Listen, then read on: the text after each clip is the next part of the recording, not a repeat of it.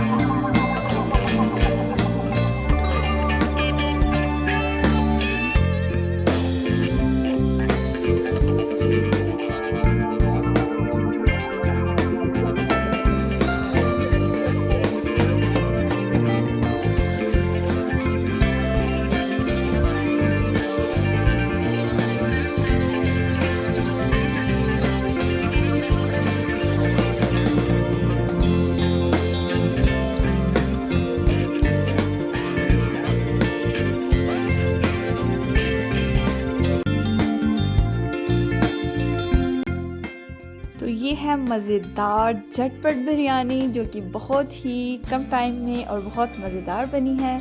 तो मेरी आज की वीडियो यहीं तक। मिलते हैं अपने नेक्स्ट वीडियो में। Take care of yourself. अल्लाह हाफ़िज़।